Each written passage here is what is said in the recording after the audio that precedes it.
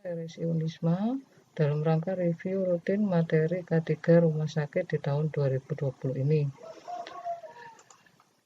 Dalam kegiatan review materi K3 kali ini, kami akan membahas materi tentang MFK. Mari kita mulai. MFK kepanjangannya adalah Manajemen Fasilitas dan Keselamatan.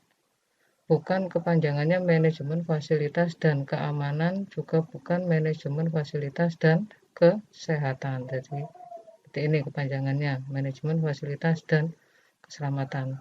Tujuan adanya MFK adalah agar rumah sakit dalam kegiatannya menyediakan fasilitas yang aman, berfungsi, suportif bagi pasien dan penunggunya, pengunjung rumah sakit, dan karyawan rumah sakit. Itu tujuan utama dari MFK. MFK juga merupakan salah satu standar penilaian yang ada di SNARS tahun 2018. SNARS ini adalah akreditasi rumah sakit yang sering umumnya disebut sebagai akreditasi rumah sakit. Oke, lanjut, yaitu apa sih isi dalam MFK? Program dalam MFK ada 6. Yang pertama yaitu keselamatan dan keamanan rumah sakit. Yang kedua, pengelolaan bahan berbahaya. Di sini kegiatannya ada inventarisasi, penanganan dan penyimpanan dan penggunaan bahan radioaktif serta bahan berbahaya lainnya yang harus dikendalikan, serta limbahnya yang dihasilkan dibuang secara aman. Nah, itu. Yang ketiga, ada manajemen emergensi atau yang sering kita sebut sebagai disaster plan. Itu merupakan tanggapan terhadap wabah bencana dan keadaan emergensi yang direncanakan dengan efektif. Yang keempat, ada pengamanan atau keselamatan kebakaran. Di sini diharapkan properti dan penghuni, pasien, pengunjung dilindungi dari kebakaran dan asap. Terus yang kelima ada pengelolaan peralatan medis. Pengelolaan peralatan medis di sini diminta peralatan medis itu dipilih, dipelihara, digunakan sedemikian rupa untuk mengurangi resiko saat penggunaannya. Yang keenam ada pengelolaan sistem utilitas dan sistem pendukung lainnya. Sistem utilitas yang utama yaitu listrik dan air, serta sistem pendukung lainnya dipelihara untuk meminimalkan risiko kegagalan pengoperasian. Ini adalah 6 bidang atau 6 program dalam MFK. Sebagai pembanding yaitu program kerja K3 rumah sakit. Nah, kenapa K3 selalu yang membidangi MFK? Nah, ini alasannya. Program kerja K3 rumah sakit berdasarkan Peraturan Menteri Kesehatan Nomor 66 Tahun 2016 itu ada 7. Nah, yang pertama ada keselamatan dan keamanan. Yang kedua ada pelayanan kesehatan kerja. Yang ketiga ada pengelolaan bahan berbahaya dan beracun atau B3. Keempat ada pencegahan dan pengendalian kebakaran. Yang kelima ada pengelolaan prasarana rumah sakit atau sistem utilitas tadi. Yang keenam ada pengelolaan peralatan medis.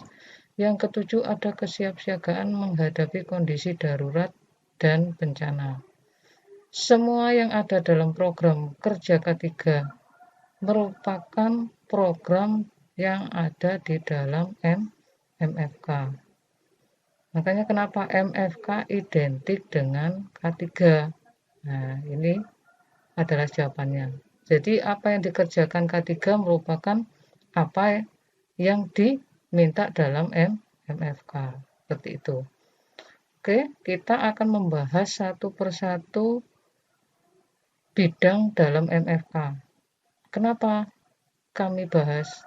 Karena itu merupakan kewajiban yang harus dilakukan di dalam SNARS 2018 terkait MFK. Ada edukasi rutin kepada seluruh karyawan tentang program kerja MFK.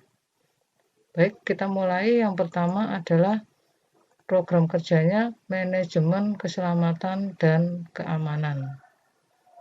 Apa itu keselamatan? Apa itu keamanan? Nah, ini kita bahas. Keselamatan adalah suatu tingkatan keadaan tertentu di mana gedung, halaman atau ground, dan peralatan rumah sakit tidak menimbulkan bahaya atau risiko bagi pasien, staf atau karyawan, dan pengunjung rumah sakit. Jadi di sini kita kelola bagaimana gedung itu aman, halaman yang kita punya itu aman, peralatan rumah sakit itu aman bagi pasien, karyawannya, dan pengunjung rumah sakit. Sedangkan untuk keamanan yaitu proteksi dari kehilangan, pengerusakan, dan kerusakan atau akses serta penggunaan oleh mereka yang tidak berwenang. Keamanan itu perlindungan dari kehilangan, berarti perlindungan dari kehilangan dan pengerusakan. Oke, lanjut ke kegiatan manajemen keselamatan dan keamanan di rumah sakit itu apa aja. Nah, yang pertama ada identifikasi resiko terkait keselamatan dan keamanan. Di sini kita mendata resiko apa saja yang berkaitan dengan keamanan lingkungan. Contohnya di sini ada resiko penculikan bayi, ada resiko penyanderaan, ada resiko kehilangan barang milik pasien atau keluarganya dan keluarganya. Ada resiko kehilangan kendaraan bermotor, baik ini punya karyawan maupun punya pengunjung. Ada resiko kehilangan fasilitas rumah sakit. Ada resiko cedera saat ada renovasi atau pembangunan. Nah, keamanan saat ada renovasi dan pembangunan ini wajib diperhatikan oleh rumah sakit. Nah, terus resiko yang berkaitan dengan keselamatan apa? Nah, di sini ada kita data. Contohnya terjatuh atau terpeleset di lantai atau jalan. Nah, ini sering juga terjadi. Terjatuh atau terpeleset di tangga. Terpeleset di kamar mandi. Ini yang sering terjadi, baik korbannya itu karyawan maupun korbannya itu adalah pasien dan keluarganya. Terus ada bahaya tersengat listrik. Nah, tersengat listrik ini sering terjadi nih. Terus ada resiko terkunci di kamar mandi. Ini juga sering terjadi pada karyawan maupun pada pengunjung atau pasien rumah sakit. Untuk kegiatan selain identifikasi resiko, ada lagi yaitu pemberian kartu identitas pada semua yang berada di dalam rumah sakit. Kenapa kok harus diidentifikasi penghuni rumah sakit? Nah, identifikasinya adalah dengan memberikan kartu. Kalau karyawan menggunakan name tag atau ID card. Kalau pengunjung atau penunggu pasien diberi kartu tanda penunggu seperti ini. Kalau pasiennya kita identifikasi tandanya yaitu menggunakan gelang pasien. Nah, itu ada kaitannya dengan KPRS. Untuk pengunjung lainnya seperti pengunjung untuk perkantoran diberi kartu tanda pengunjung atau visitor, biasanya visitor. Kalau untuk anak-anak magang atau mahasiswa magang diberi kartu tanda mahasiswa magang. Ini yang memproduksi adalah teman-teman humas. Teman-teman humas yang memproduksi kartu-kartu identitas ini. Kegiatan selanjutnya yaitu ada pencegahan kejadian cedera pada staf dan pengunjung. Terus ada juga kegiatan pengawasan lingkungan pada masa renovasi. Nah, di sini diminta setiap kegiatan pembangunan atau renovasi ada dokumen PCRA-nya. Apa itu PCRA? PCRA itu adalah Pre-Konstruksi Risk Assessment. Jadi asesmen resiko sebelum dan selama pembangunan. Isi dokumen PCRA sendiri ada pemantauan kualitas udara, ada pengendalian infeksi, pemantauan pengendalian infeksi. Ini yang melakukan adalah dari teman-teman komite PPI. Terus ada pemantauan utilitas, ada pemantauan kebisingannya, getaran, bahan berbahayanya, layanan darurat, dan bahaya lainnya. Ini yang memantau adalah teman-teman dari tim K3RS bekerja sama dengan unit Satpam dan unit Pemsar, pemeliharaan sarana. Kegiatan selanjutnya yaitu perlindungan kehilangan dan kerusakan fasilitas. Ini adalah kegiatan dalam manajemen keselamatan dan keamanan yang ada di rumah sakit. Oke, kita masuk ke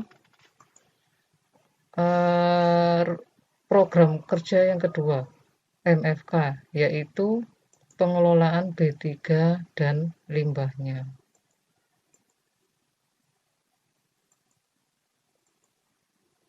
Baik, kita review lagi apa itu B3.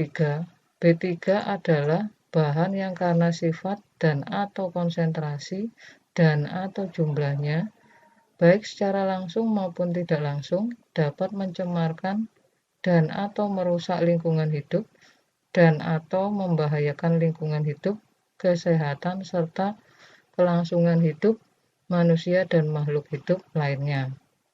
Ini berdasarkan peraturan pemerintah nomor 74 tahun 2001 tentang bahan berbahaya dan beracun. Jadi tentang B3 ini sudah ada peraturan bakunya, yaitu PP nomor 74 tahun 2001. Itu. Selanjutnya, kegiatan dalam pengelolaan B3 dan limbahnya itu ada apa aja? Yang pertama yaitu inventarisasi bahan berbahaya dan beracun atau B3 beserta limbahnya. Ini adalah contoh inventarisasinya. Jadi di data kita punya B3 itu apa saja, limbahnya yang dihasilkan itu apa saja. Nah, kalau untuk inventarisasi bahan B3-nya dilakukan oleh teman-teman instalasi farmasi. Sedangkan inventarisasi untuk bahan limbahnya atau untuk limbah B3-nya dilakukan oleh teman-teman sanitasi atau kesehatan lingkungan. Untuk kegiatan selanjutnya yaitu mengumpulkan dan menyusun MSDS atau Material Safety Datasheet semua bahan B3 yang ada di rumah sakit. Ini di mana mintanya? Biasanya ini diberikan saat kita membeli bahan B3. Nah, dari suppliernya diberikan saat kita membeli bahan B3. Ini yang mengumpulkan dan menyusun adalah teman-teman dari instalasi farmasi. Jadi wajib dibukukan. Wajib dibukukan setiap ada penambahan. Jadi akan dievaluasi setiap 1 tahun sekali jika ada penambahan bahan B3 baru. Kegiatan bentuk dari MSDS seperti ini. Ini bentuk umumnya. Bentuk umum MSDS seperti ini. Ada yang juga tercantum dalam kemasan B3-nya. Ini adalah contoh MSDS formalin. Di sini tercantum sifat dari formalin itu karsinogenik dan mudah terbakar. Ini ada penjelasan terkait sifat bahayanya bila kita terpapar. Terus ini ada tingkat bahayanya. Jika dia terbakar bagaimana? Reaktifnya bagaimana? Kesehatannya bagaimana? Nah, di sini ada juga dijelaskan. Terus pertolongan pertama yang dilakukan apa saat kita terkena? Di sini juga dijelaskan. Saat kita bekerja dengan formalin, alat pelindung diri apa saja yang diperlukan? Di sini juga dicantumkan. Terus ada cara penyimpanan dan penanganan formalin itu harus bagaimana? Ini di sini dijelaskan terkait jika ada tumpahan dan jika bahan ini terbakar, apa yang dilakukan? Di sini juga dijelaskan. Seperti inilah bentuk MSDS atau lembar data keselamatan bahan LDKB. Oke, kegiatan selanjutnya dalam pengelolaan B3 dan limbahnya yang ketiga yaitu pembuatan pedoman dan standar prosedur operasional pengelolaan B3 yang aman. Ini siapa yang membuat pedoman dan SPO? Pembuatan pedoman dan SPO dilakukan oleh teman-teman instalasi farmasi. Karena mereka yang lebih paham terkait B3.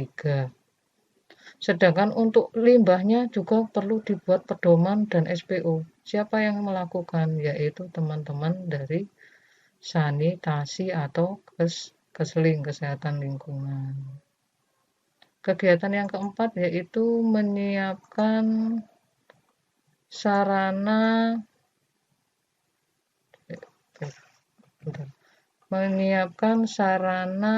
keselamatan B3 berupa lemari penyimpanan B3, pencuci mata atau air washer,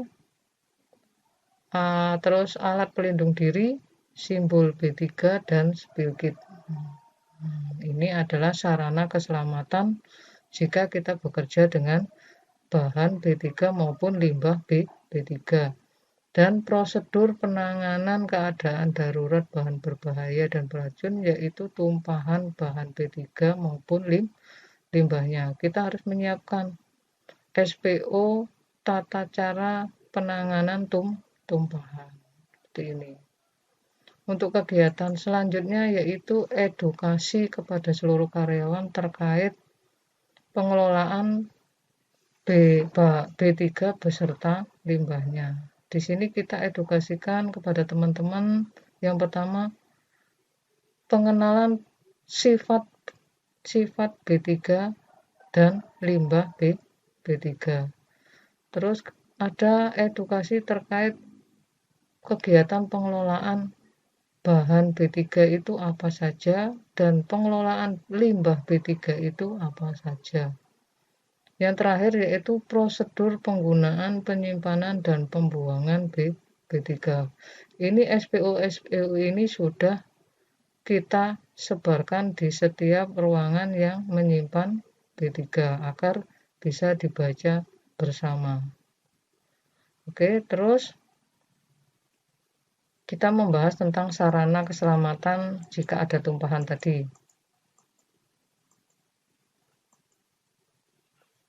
Jadi pembersihan tumpahan B3 maupun limbah B3 tidak boleh menggunakan cara pembersihan normal, namun menggunakan perangkat yang disebut spill kit. Ini adalah spill kit. Nah, spill kit sederhana yang kita punya seperti ini. Sudah tersebar di setiap ruangan yang menyimpan bahan B3. Apa saja isi spill kit? Nah, ini adalah isi spill kit, ada 12 item. Yang pertama ada gaun pelindung, ada sarung tangan, baik itu sarung tangan medis maupun sarung tangan rumah tangga. Terus ada masker. Terus masker ini ada masker yang menutup hidung dan mulut, juga ada masker penutup wajah atau face shield. Terus ada kacamata Google, ada spill pillow, ada air bersih, ada desinfektan cair, ada pasir, ada kantong plastik kuning 2 lembar, ada sekop dan pengikis, ada tisu atau bahan katun bekas untuk menyerap cairan atau tumpahan. Yang terakhir, ada ada tanda bahaya dan isolasi atau paling tidak isolasi kuning. Jika tanda bahaya tidak ada, bisa kita tandai dengan isolasi kuning seperti itu. Oke, untuk selanjutnya yaitu penggunaan spill kit itu bagaimana. Ini langkah-langkah penggunaan spill kit untuk penanganan tumpahan. Yang pertama, ambil spill kit dan pasang tanda bahaya jika ada tumpahan bahan B3 maupun limbah B3. Yang kedua, gunakan alat pelindung diri jika skala tumpahan kecil, cukup masker dan sarung tangan. Setelah digunakan APD-nya, baru kita lokalisir tumpahan menggunakan spill pillow agar cairannya tidak menyebar. Setelah dipasang spill pillow, baru kita siapkan kantong plastik 2 lembar atau kresek 2 lembar. Kresek pertama untuk wadah tumpahan, kresek yang kedua untuk wadah alat spill kit yang terkontaminasi yang bisa didesinfeksi ulang. Alat spill kit yang bisa didesinfeksi ulang. Semisal yang tumpah adalah cairan infeksius, ya kita harus menuangkan cairan desinfektan di atas tumpahan dan diamkan beberapa saat. Tapi jika yang tumpah adalah cairan kimia, kita harus menuangkan bukan cairan desinfektan. Yang kita tuangkan adalah pasir di atas tumpahan. Langkah selanjutnya yaitu bersihkan dengan kain penyerap dan memutar searah jarum jam. Setelah itu, buang kain dalam di kantong plastik yang sudah disediakan. Ulangi sampai bersih. Langkah selanjutnya, lepaskan APD yang digunakan dan masukkan pada kantong yang berisi tumpahan tadi. APD ini adalah sekali pakai, bukan untuk didesinfeksi ulang, jadi dimasukkan dalam kantong yang berisi tumpahan. Jika kita menggunakan alat yang terkontaminasi, alat yang dalam APD yang terkontaminasi, semisal spill pillow-nya terkena tumpahan, spill pillow-nya dimasukkan ke dalam kantong kedua untuk didesinfeksi ulang. Didesinfeksi ulang di mana? Di unit laundry. Jadi teman-teman laundry yang akan mencuci dengan cairan desinfektan. Langkah selanjutnya yaitu rapikan kembali spill kit, mengisi ulang spill kit yang bahannya habis. Nah, ini adalah tanggung jawab teman-teman yang memiliki atau unit kerja yang memiliki spill kit, bukan tanggung jawab teman-teman tim K3. Yang terakhir, membuat laporan insiden tumpahan kepada tim K3 RSI dengan mengisi form insiden selain pasien. Jadi jika ada tumpahan B3, langkah terakhir wajib melaporkan insiden tumpahan tersebut kepada tim K3 rumah sakit. Jadi tumpahan B3 saja. Kalau tumpahan bahan selain B3 tidak perlu dilaporkan. Cuman yang wajib hanya tumpahan B3. Oke, langkah selanjutnya kita akan mengenal sifat B3 dan limbah B3. Nah, ini adalah sifat dari bahan B3. Ada 15 di sini. Monggo dibaca. Ada 15. Mudah meledak, pengoksidasi, sangat mudah sekali menyala, sangat mudah menyala,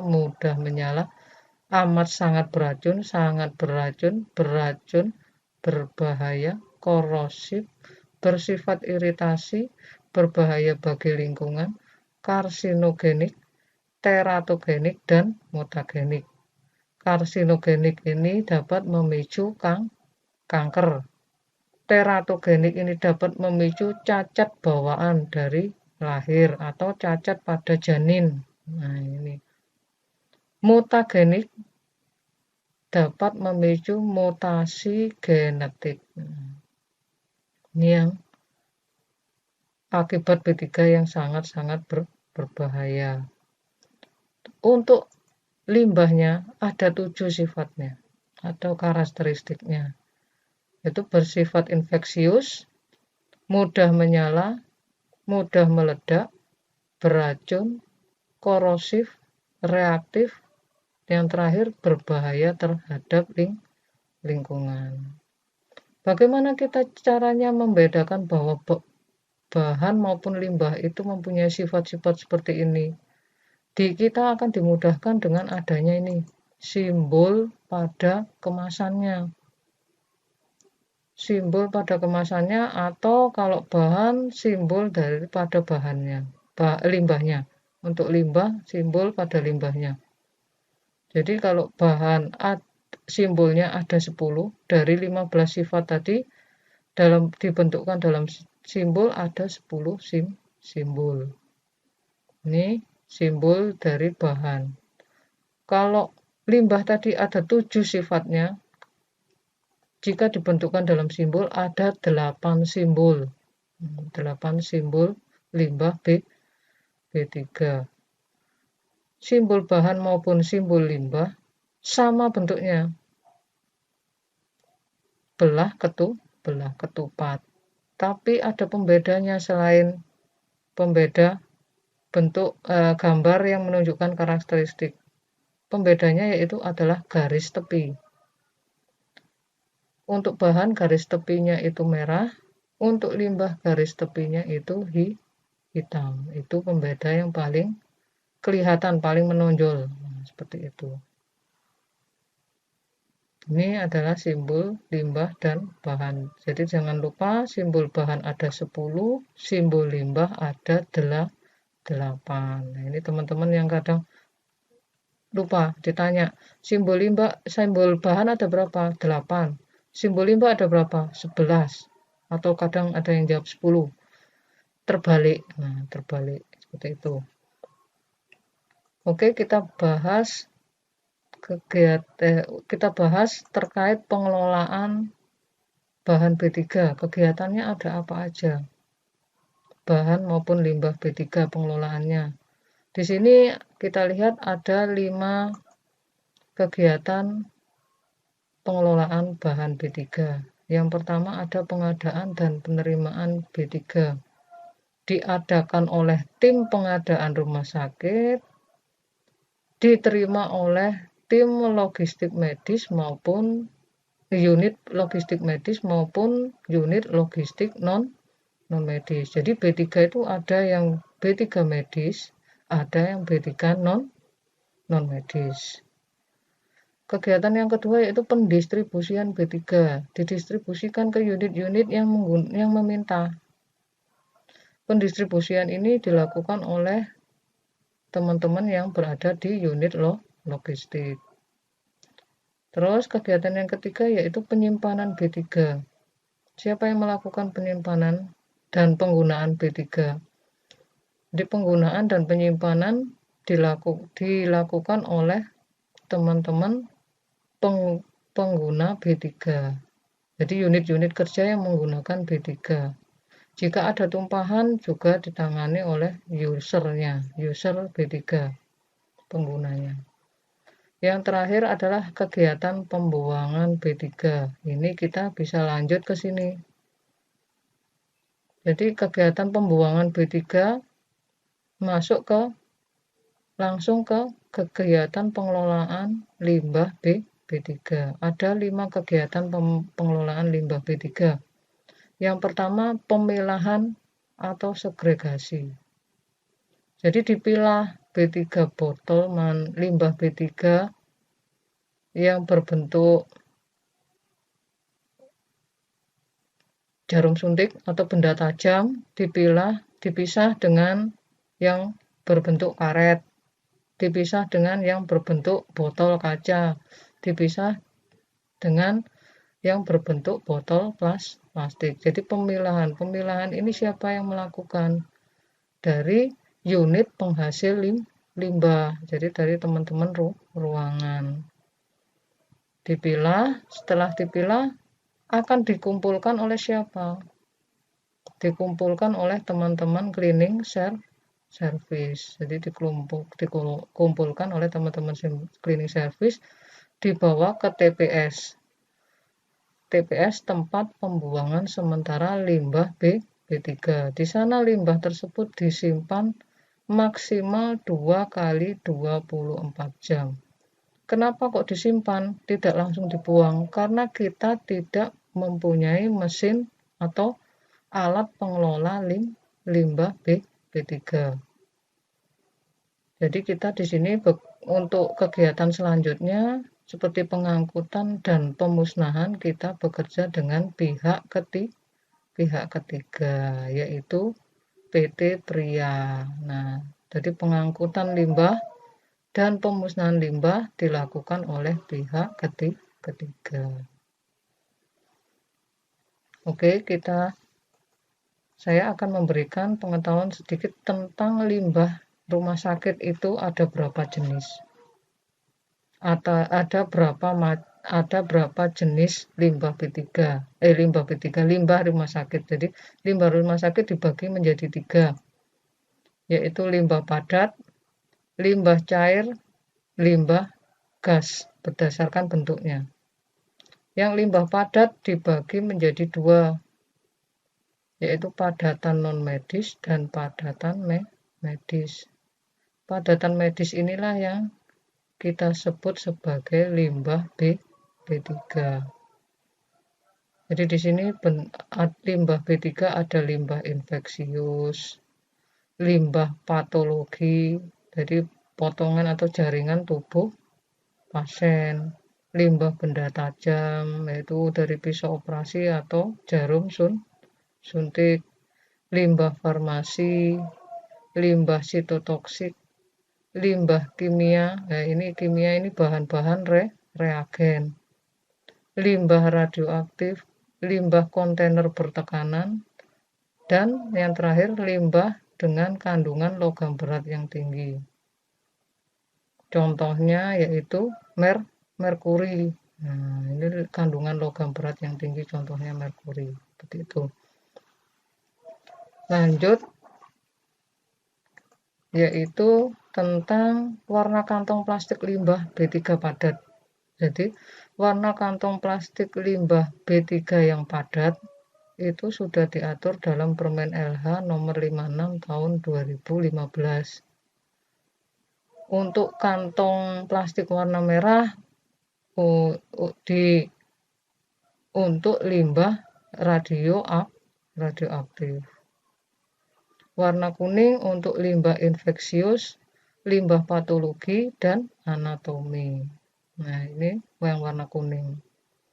Terus yang warna ungu limbah sitotoksik atau obat-obatan kanker, misalnya cairan kemoterapi, kemasan cairan reagen kemoterapi. Nah, itu dibuangnya menggunakan kantong plastik warna ungu. Untuk kantong plastik warna coklat digunakan untuk limbah kimia dan farmasi. Jadi obat-obatan kedaluarsa dimasukkan dalam kantong plastik warna coklat. Jadi jangan ditambahkan ada kantong plastik warna hitam untuk limbah non medis. Nah, ini tidak masuk. Kita yang dibahas di sini ada limbah B3, bukan limbah non B3. Jadi cuman ada 4 warna kantong plastik limbah yang diatur dalam peraturan menteri. Oke, untuk materi B3 mungkin cukup di sini. Kita lanjut ke manajemen keselamatan dan kebakaran. Kita review kembali ingatan teman-teman tentang pengertian kebakaran.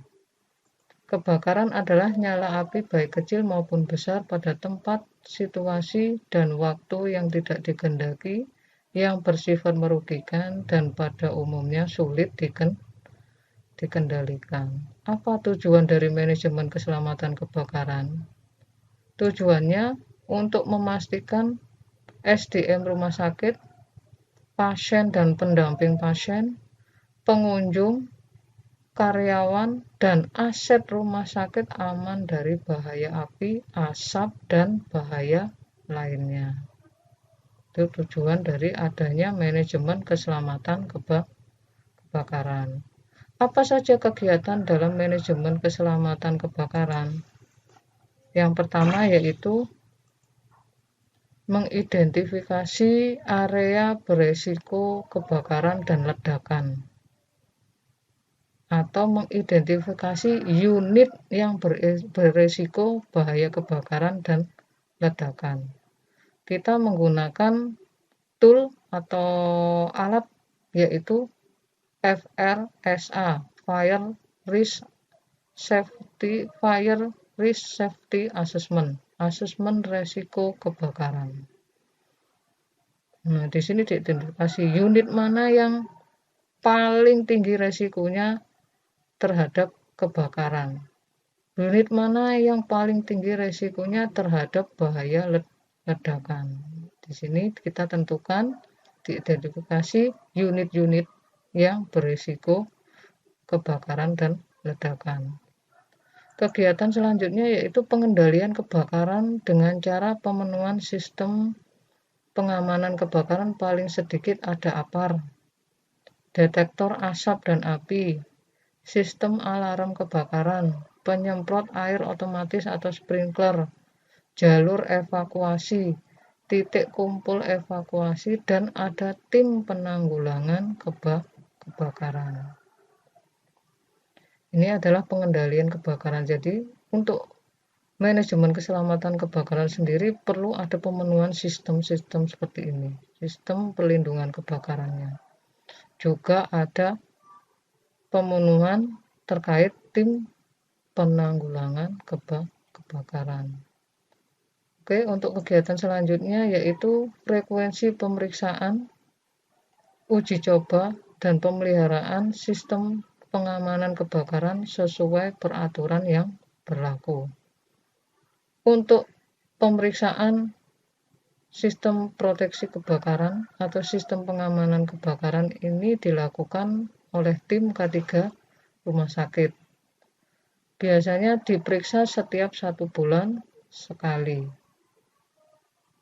1 bulan sekali. Terus untuk pemeriksaan terkait legalnya oleh tim PMK, oleh pemadam kebakaran kota, UPDT kebakaran kota, untuk APAR, apakah APAR kita ini masih bagus, layak digunakan, itu dilakukan oleh Damkar UPDT pemadam kebakaran setiap 1 tahun sekali. Kita mengundang agar beliau memeriksa seluruh sistem pengamanan kebakaran yang kita punya.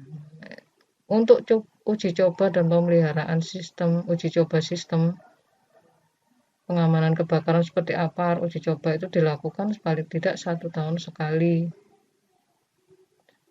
Uji cobanya dilakukan pada 1 tahun sekali. Oke, selanjutnya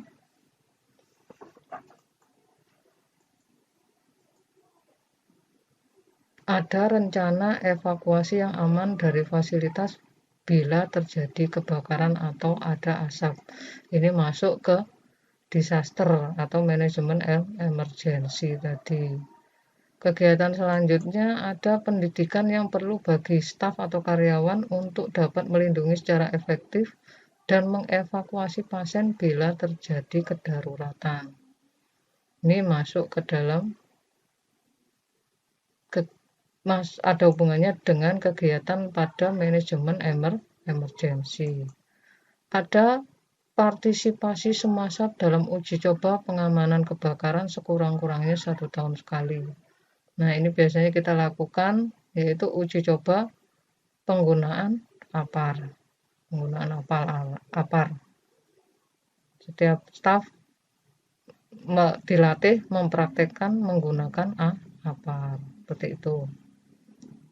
Lanjut, kita masuk ke dalam sistem pengamanan kebakaran. Tadi kita bicara tentang kegiatannya, sekarang kita bahas tentang sistem pengamanan kebakaran. Sistem pengamanan kebakaran itu apa? Yaitu peralatan, kelengkapan, dan sarana baik yang terpasang maupun terbangun pada bangunan yang digunakan baik untuk tujuan sistem proteksi aktif maupun sistem proteksi pasif maupun cara-cara pengelolaan dalam rangka melindungi bangunan dan lingkungannya terhadap bahaya kebakaran. Ini berdasarkan Peraturan Menteri Pekerjaan Umum Nomor 26 Tahun 2008. Dari pengertian di atas kita ketahui bahwa sistem pengamanan kebakaran itu ada dua jenis, yaitu sistem pengamanan kebakaran yang aktif dan sistem pengamanan kebakaran yang pasif. Apa saja yang ada dalam sistem pengamanan kebakaran yang aktif maupun pasif? Nah, ini kita bahas di sini. Sistem pengamanan kebakaran yang aktif secara lengkap terdiri atas sistem pendeteksian kebakaran atau sistem deteksi dini kebakaran, baik itu berbentuk manual maupun berbentuk otomatis. Terus ada sistem pemadaman kebakaran berbasis air, contohnya sprinkler, pipa tegak, dan selang kebakaran. Terus ada juga sistem pemadam kebakaran berbasis bahan kimia, seperti APAR dan pemadam khusus. Nah, ini yang ada dalam pengamanan kebakaran yang aktif, sistem pengamanan kebakaran aktif. Kenapa sistem ini disebut aktif? Karena di sini dituntut peran aktif manusia untuk mengoperasikan sistem tersebut. Ini peran aktif kita. Misalnya APAR, tidak bisa APAR itu secara otomatis berfungsi jika ada kebakaran. Yang mengoperasikan adalah manusia. Seperti itu. Oke, lanjut. Ini contoh dari sistem deteksi dini kebakaran. Jadi yang mendeteksi paling awal jika ada kebakaran di sini ini panel-panel, ini panel-panel. Terus ada detektor asap. Nah, ini bentuknya detektor asap. Jadi kalau ada asap dia akan langsung memicu kerja dari alarm kebakaran. Ini akan berbunyi alarm kebakaran. Setelah berbunyi baru alat pemadamnya berfungsi. Contohnya kalau yang berbasis air ada hidran. Nah, hidran ini tidak mungkin otomatis bekerja, pasti dioperasikan oleh manusia. Terus ada sprinkler. Ada APAR. APAR, alat pemadam api ringan. Ini contoh sistem pemadaman kebakaran berbasis air dan bahan kimia. Selanjutnya yaitu kita mengenal APAR itu bagian-bagiannya ada apa aja. Di sini ada manometer tekanan atau indikator tekanan. Setiap APAR wajib ada indikator tekanannya. Kalau APAR zaman dahulu memang tidak ada. APAR zaman dahulu memang tidak ada manometernya, jadi berbentuk APAR, entah dia itu bisa digunakan apa tidak kita tidak mau tahu. Jadi diketahui saat akan digunakan baru kita tahu APAR itu berfungsi apa tidak. Kalau sekarang APAR zaman sekarang sudah ada manometer tekanannya. Di sini kita bisa melihat APAR itu masih berfungsi atau tidak. Seperti ini bentuk dalam manometer tekanannya. Jadi kalau dia jarumnya ini berada di arah hijau, berarti ini APAR-nya masih bagus dan berisi. Tapi kalau sudah berada di area merah seperti ini, kalau seperti di sini biasanya isinya berlebih, jadi tidak bisa digunakan karena tekanan udara dalam tabung berkurang. Kalau di sini isinya kosong. Nah, kalau kosong juga tidak bisa kita gunakan. Seperti itu. Terus ada tuas. Nah, ini tuas apar. Ini untuk menekan agar isi apar keluar. Ada segel dan pin pengaman. Biasanya di antara tuas ini ada segel dan pin pengamannya. Jadi kalau ada pin pengaman, tuas tidak akan bisa kita tekan sampai pin pengaman tersebut dicabut. Untuk segelnya, kenapa kok diberi segel? Berarti apar itu belum sebagai penanda bahwa apar itu belum digunakan. Terus ada selang. Nah, selang di sini selangnya dari karet. Jadi daya tahannya paling lama 1 tahun. Setelah 1 tahun dia akan pecah-pecah lah. Ini makanya ada pemeriksaan rutin apar, yaitu mengecek dari bagian-bagian apar ini ada yang rusak apa tidak. Di akhir selang ada corong. Corong inilah yang kita arahkan ke titik api. Terus ada tabung apar. Ini adalah bagian-bagian apar. Untuk cara penggunaan apar sendiri, nah, ini ada langkah-langkahnya. Yang pertama, saat kita menggunakan apar, jangan lupa selalu cek indikatornya dulu. Sebelum diambil itu selalu cek indikatornya. Apakah jarumnya berada di area hijau atau tidak. Setelah dipastikan berada di area hijau, baru kita ambil dari tempatnya. Ada yang di lantai, ada yang digantung, ada yang berada di dalam kotak kayu. Nah, seperti itu. Setelah diambil, kita letakkan di lantai dulu atau tempat yang lebih datar. Kita cabut pinnya beserta segelnya. Setelah dicabut pin dan segelnya, baru kita periksa tekanannya. Cara memeriksanya yaitu kita bebaskan selang, terus arahkan nozzle-nya ke area yang bebas, baru tekan tuas sampai isi apar keluar. Langkah selanjutnya yaitu setelah dicek tekanannya, baru kita bawa apar ke sumber kebakaran, tempat kebakaran. Cara bawanya dipegang salah satu tuas tadi, jangan dipegang keduanya. Kalau dipegang keduanya, isi apar akan keluar.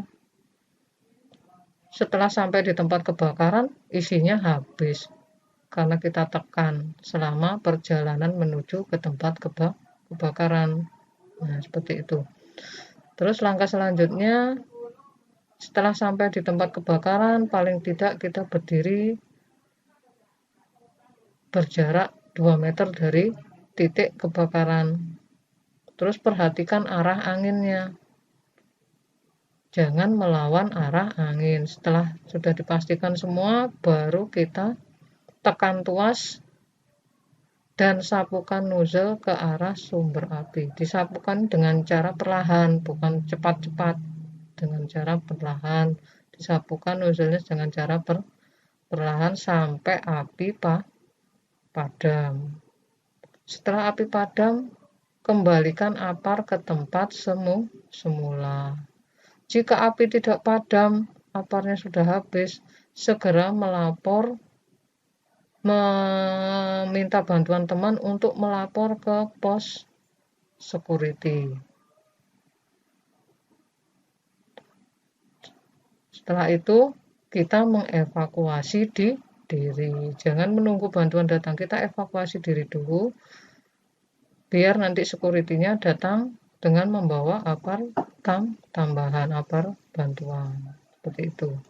Itu adalah langkah-langkah penggunaan apar. Kita lihat video yang dibuat oleh teman-teman seperti ini cara penggunaan APAR. Saya Dia dari CCTV ini mempraktekkan cara penggunaan APAR yang benar. Pertama-tama kita harus memastikan jika jarum indikator berada di warna hijau, karena itu artinya berarti isi APAR masih ada. Setelah memastikan jarum indikator berada di warna hijau, kita ambil APAR dari holder. Setelah itu kita letakkan APAR di lantai. Kemudian kita pastikan untuk pin dan juga segel harus kita lepas. Setelah itu kita sapukan nozzle ke arah bebas dan tekan tuas sampai isi APAR keluar. Setelah dipastikan APAR ada isinya, kemudian kita bawa APAR ke titik api. Kemudian kita berdiri di depan titik api dengan tidak melawan arah angin. Kemudian kita sapukan nozzle dengan jarak 2 meter sampai api padam. Kemudian jika api padam, kita kembalikan APAR ke tempat semula.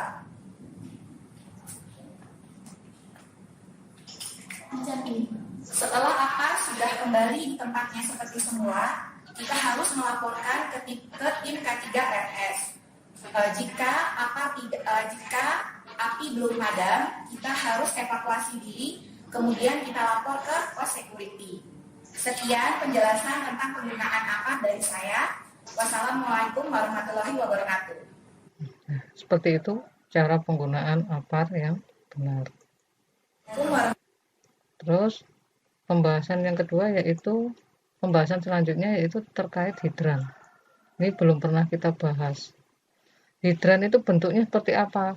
Teman-teman itu kadang tahu namanya tapi tidak tahu alatnya. Hidran. Jadi bagian-bagian hidran yang pertama ada box hidran seperti ini. Ini kalau hidran berada di dalam gedung. Terus ada kepala hidran. Ini kalau ini berada di dalam box. Kalau di luar ruangan hanya berbentuk kepala hidran saja seperti ini. Kalau berada di luar ruangan. Terus selanjutnya ada selang dan kopling. Selang dan koplingnya. Ini yang dimasukkan ke dalam sini. Ke dalam kepala hidran. Selanjutnya ada pemancar. Bagian hidran yang selanjutnya itu ada pemancar. Yang terakhir ada kunci hidran. Kunci hidran ini untuk membuka kepala hidran untuk mengeluarkan airnya. Itu. Ini adalah bagian-bagian dari hidran. Selanjutnya kita akan bahas terkait sistem pengamanan kebakaran yang pasif. Tadi ini yang kita bahas tadi adalah sistem pengamanan kebakaran yang aktif. Kalau yang pasif yaitu sistem proteksi kebakaran yang terbentuk atau terbangun melalui pengaturan penggunaan bahan dan komponen struktur bangunan, terus kompartemenisasi atau pemisahan bangunan berdasarkan tingkat ketahanan terhadap api, serta perlindungan terhadap bukaan. Nah, ini pengertian dari sistem pengamanan kebakaran yang pasif. Kenapa disebut pasif? Karena sistem proteksi kebakaran ini tidak perlu dioperasikan oleh manusia dan tidak juga berubah bentuk baik dalam keadaan normal ataupun dalam kebakaran. Seperti itu. Contoh dari sistem pengamanan kebakaran pasif seperti ini. Nah, ini adalah petunjuk evakuasi, rambu-rambu evakuasi, ada titik kumpul, ada arah jalur evakuasi, rute evakuasi, terus ada emergency exit atau pintu emergency. Terus ada juga pintu tahan api. Nah, ini biasanya pintu tahan api memang dicat berwarna merah. Hanya satu setiap lantai biasanya. Seperti ini bentuknya. Terus ada jalur untuk evakuasi. Nah, ini tangga. Jadi tangga yang dikhususkan untuk evakuasi. Terus ada titik kumpul evakuasi. Titik kumpul evakuasi. Jadi sistem pengamanan kebakaran ini bukan alat, tapi berupa sarana. Sarana itu bisa rambu-rambu, bisa pintu, bisa jalan, juga bisa halaman untuk berkumpul sebagai tempat titik kumpul evakuasi. Seperti itu. Contoh dari sistem pengamanan kebakaran yang pasif. Nah, ini adalah denah era evakuasi yang kita miliki saat ini. Ini kita pasang di depan. Dulu ada 3 titik, ada 5 kalau tidak salah, kita pasang di depan kantor Jasmine, di depan kantor perawat Dahlia, terus di depan Orchid, insya Allah kita pasang di sana, di depan Oka yang sudah hilang karena pembangunan gedung baru. Nah, ini teman-teman bisa melihat arah evakuasi jika saya berada di area Dahlia, kemana arah evakuasinya, titik kumpulnya di mana. Kalau kita berada di gedung lantai 7, arah evakuasinya kemana, titik kumpulnya di mana, bisa dilihat. Selanjutnya kita bahas ke program kerja selanjutnya, yaitu tentang emergency atau manajemen emergency, atau sering kita sebut sebagai disaster plan. Emergency atau keadaan darurat, pengertiannya yaitu suatu kejadian yang mengakibatkan kerugian pada suatu instansi yang terjadinya tidak terduga, di mana diharapkan pegawai dapat melakukan tindakan untuk menyelamatkan aset instansi serta menjaga kegiatan instansi dapat berjalan dengan baik. Seperti itu. Ini pengertian dari keadaan darurat atau emergency. Sedangkan manajemen emergency sendiri adalah pendekatan terencana untuk mencegah bencana, persiapan dan tindakan dalam menghadapi keadaan darurat, serta pemulihan setelah terjadinya keadaan darurat. Jadi keadaan darurat ini bisa berubah menjadi bencana. Bencana sendiri definisinya yaitu peristiwa atau rangkaian peristiwa yang mengancam dan mengganggu kehidupan serta penghidupan masyarakat yang disebabkan oleh faktor alam, non-alam maupun faktor manusia. Akibatnya yaitu timbul korban jiwa manusia, kerusakan lingkungan, kerugian harta benda, dan dampak psikologis. Ini pengertian berdasarkan Undang-Undang Nomor 24 Tahun 2007 terkait penanggulangan bencana. Jadi berdasarkan pengertian di atas ini, jenis bencana dibagi menjadi 3, yaitu bencana alam, bencana non-alam, dan bencana sosial. Ini. Sedangkan untuk kegiatan dalam manajemen emergensi atau keadaan darurat atau bencana, yang pertama kita melakukan penilaian resiko kerentanan bencana menggunakan HVA tool dan HSI tool. Hazard Vulnerable Assessment Analysis, Hazard Vulnerable Analysis atau analisa kerentanan terhadap bencana atau bahaya, dan HSI tool, Hospital Safety Index. Jadi tingkat keamanan rumah sakit juga dinilai. Apakah rumah sakit kita ini tahan terhadap bencana yang sangat besar? Contohnya bencana gempa bumi seperti yang berada di Jogja dulu. Nah, seperti itu. apakah rumah sakit kita itu sudah lengkap sarananya, terus tingkat keamanannya apa sudah bagus, seperti itu. Kita nilai di HSI itu, Hospital Safety Index. Yang kedua, kita menyusun pedoman tanggap darurat atau bencana yang dibuat oleh teman-teman yang berada di tim disaster rumah sakit. Yang ketiga, kegiatannya pemetaan resiko kondisi darurat atau bencana. Jadi, bencana atau keadaan darurat yang paling potensial terjadi di rumah sakit kita data. Kita list apa yang pertama potensial terjadi, yaitu misalnya darurat atau bencana kebakaran. Setelah itu baru membentuk kegiatannya, yaitu membentuk tim tanggap darurat.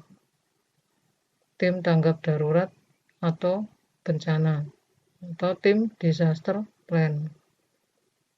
Tim ini kegiatannya yaitu menyusun SPO tanggap darurat atau bencana, terus melakukan simulasi penanganan kondisi darurat atau bencana minimal 1 kali dalam setahun. Yang terakhir, tim ini juga memberikan edukasi terkait evakuasi saat terjadi keadaan darurat dan kode darurat yang berlaku. Ini adalah kegiatan dalam manajemen emergensi. Seperti itu. Untuk edukasi terkait evakuasi, ini seperti ini. Yang pertama, jika ada kebakaran, jangan panik. Nah, ini yang selalu kita edukasikan. Jika ada kejadian darurat maupun bencana, yang pertama, jangan panik. Yang kedua, jangan mengambil barang yang tertinggal. Yang ketiga, jika menggunakan sepatu hak tinggi, kita lepaskan karena akan menyulitkan langkah kaki kita. Setelah itu, kita keluar menuju jalur evakuasi menggunakan tangga darurat. Jangan menggunakan lift. Seperti itu.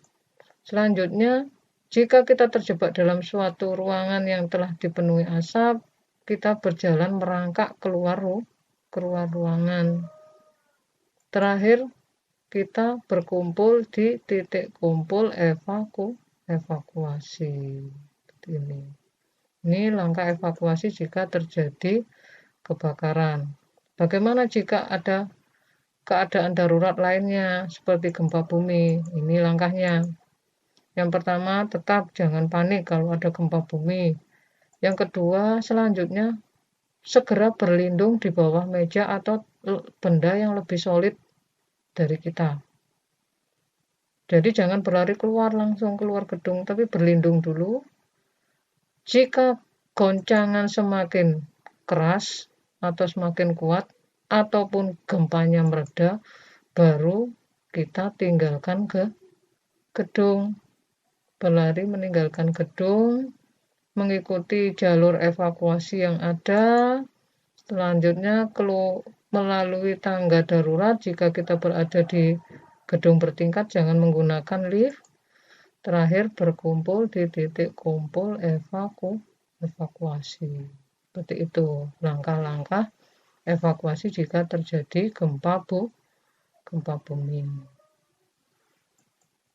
Selanjutnya kita bahas terkait kode darurat.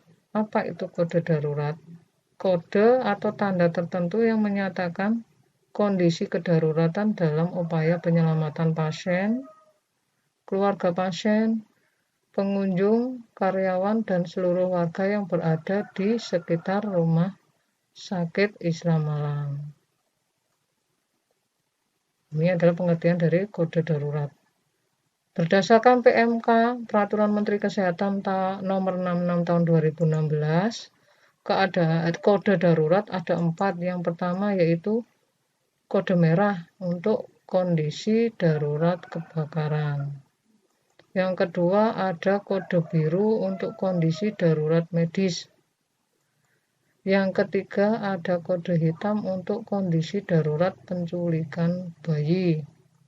Yang keempat ada kode oranye untuk kondisi darurat lainnya seperti selain kondisi darurat 3 tadi ini. Contohnya seperti ada kondisi darurat ancaman bom, ada kondisi darurat gangguan keamanan, ada terorisme, huru-hara, dan lain-lain. Seperti ini. Ini ada 4 kode darurat. Salah satu kode darurat yang sudah diimplementasikan yaitu kode merah. Kode merah di setiap ruangan dibentuk tim kode merah ruangan. Jadi ini ada papan jadwalnya. Yang dinas pagi untuk berhelm merah siapa? Yang berhelm biru siapa? Yang berhelm kuning siapa? Yang berhelm putih siapa? Walaupun tidak adanya bencana, tetap setiap hari harus dijadwal. Karena bencana sendiri terjadinya tidak diduga, jika ada jadwal mereka sudah tahu, mereka sudah paham tugasnya masing-masing. Jadi yang berhelm merah ini tugasnya memadamkan api jika timbul kebakaran. Terus yang berhelm biru ini tugasnya mengevakuasi pasien sesegera mungkin. Yang berhelm kuning mengevakuasi dokumen-dokumen yang dianggap sangat penting, bukan dokumen-dokumen SPO, bukan. Dokumen yang dianggap sangat penting, contohnya rekam medis pasien, dokumen rekam medis pasien. Terus yang berhelm putih bertugas untuk mengevakuasi peralatan medis yang memungkinkan bisa dievakuasi. Jadi kalau alat medisnya seperti ronsen tidak memungkinkan alat ronsen itu kita evakuasi. Yang kita evakuasi misalnya tensimeter digital. Seperti itu contohnya. Ini untuk tim kode merah ruangan terjadwal. Jadi ini implementasi kode merah di rumah sakit. Selanjutnya kita bahas alur kode merahnya. Alur pelaporan kode merah. Yang pertama, jika ada unit yang terjadi kebakaran. Nah, orang yang pertama kali tahu menghubungi pesawat 107 dengan menyebutkan nama jelas, lokasi kejadian, dan kondisi saat itu, gitu. Selanjutnya, petugas di 107 mengumumkan kejadian kode merah di lokasi X tadi melalui pengeras suara sebanyak 3 kali dan mengaktifkan tim kode merah ruangan tadi. Berarti tim kode merah ruangan segera bekerja. Setelah api bisa teratasi, diumumkan kembali oleh petugas di 107 melalui pengeras suara bahwa kode merah di ruangan X telah teratasi. Dari sini selesai, tim kode merah deaktivasi atau unaktivasi. Maksudnya dibubarkan. Nah, seperti ini. Jadi tugas dari tim kode merah telah selesai. Jika api tidak teratasi bagaimana? Jika api tidak teratasi, diumumkan kode merah di ruangan X tidak teratasi. Segera melakukan persiapan evakuasi. Persiapan evakuasi, setelah itu baru lakukan kegiatan evakuasi. Siapa yang melakukan pelaksanaan evakuasi? Yaitu dari tim kode merah tadi, ada petugas-petugas evakuasi seperti itu. Ini adalah alur kode merah.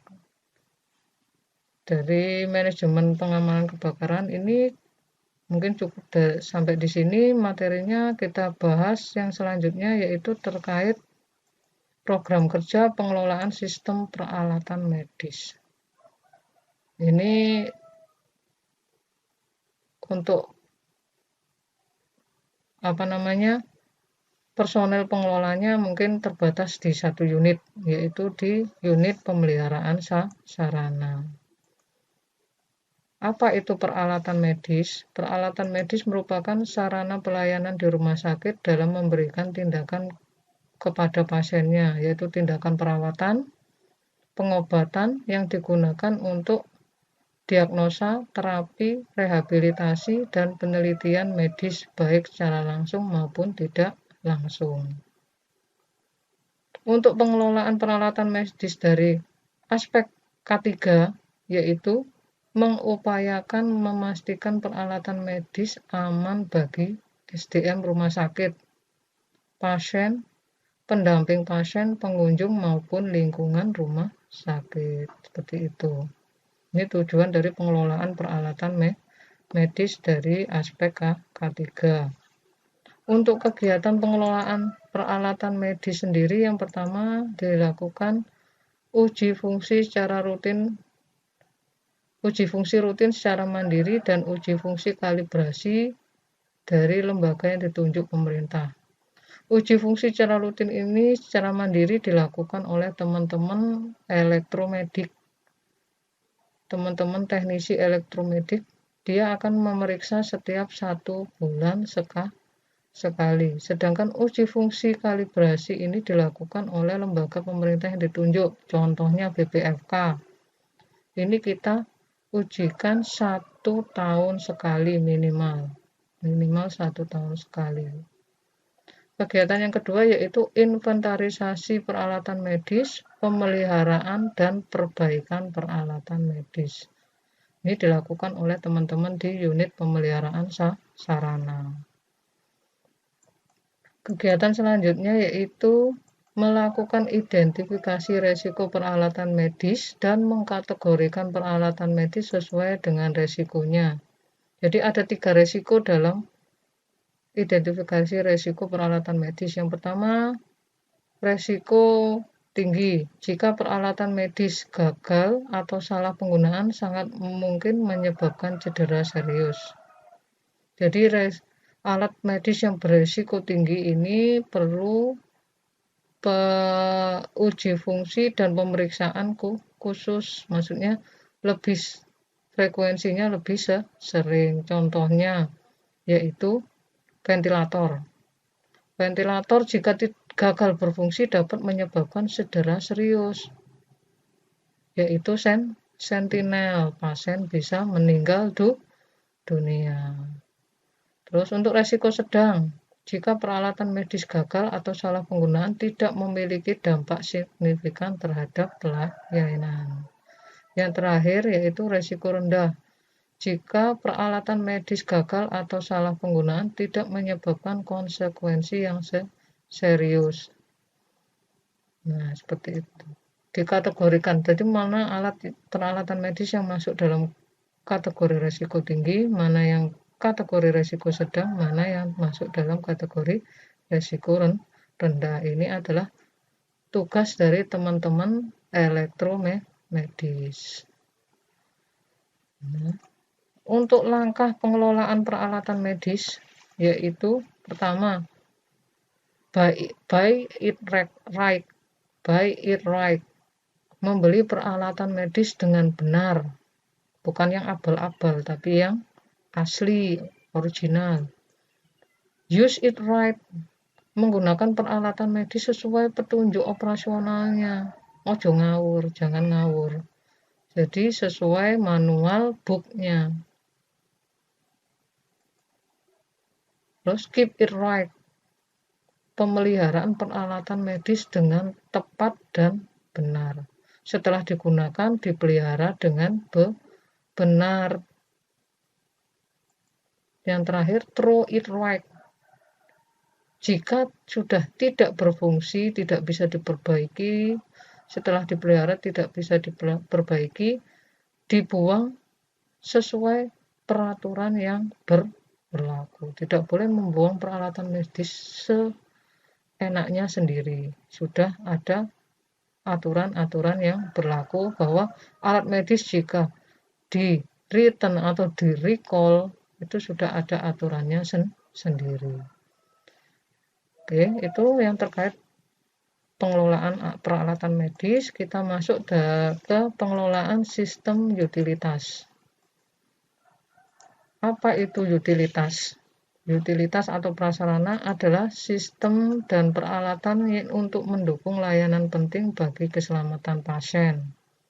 Sistem ini mencakup jaringan listrik, air, ventilasi dan aliran udara, gas medis, perpipaan, uap panas, limbah, serta sistem komunikasi dan data.